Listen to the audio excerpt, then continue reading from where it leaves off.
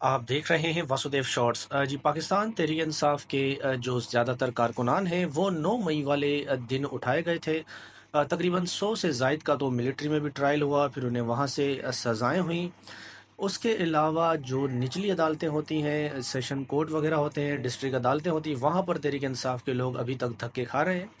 उनकी ज़मानत नहीं हो पाती, ना ही बेल उनको मिलती है, ना ही चालान अभी तक गया। और तहरीक इंसाफ के बड़े-बड़े रहनुमा ख़ास तौर पर पंजाब में वो इस नाइंसाफ़ी का शिकार हैं। अगर किसी ने 9 मई की है तो उसकी मज़म्मत तहरीक इंसाफ वाले भी कर चुके हैं, और कोई मुल्ज़िम है तो उसको सज़ा ज़रूर देनी चाहिए। लेकिन निचली अदालतों में तो फ़िल्मी बातें चल जाती हैं, फ़िल्मी सीन क्रिएट किए जा सकते हैं। जब ऊपर अदालत में यानी हाई कोर्ट या सुप्रीम कोर्ट में 9 मई के केसेस आते हैं तो फिर 9 मई को अदालतें जो हैं वो दबरदोज़ कर देती हैं और उठा के कचरे की टोकरी में फेंक देती हैं। ये तहरीक इंसाफ के एक कारकुन हैं, इनका नाम अली रज़ा है। पिछले 2 साल से 9 मई के केस में नाहक जेल में थे। जब सुप्रीम कोर्ट ऑफ पाकिस्तान में आखिरकार इनका नंबर लगा ज़मानत के हवाले से, तो इनके ऊपर ये इल्ज़ाम था कि इन्होंने एक पुलिस वाले को ज़ख्मी किया।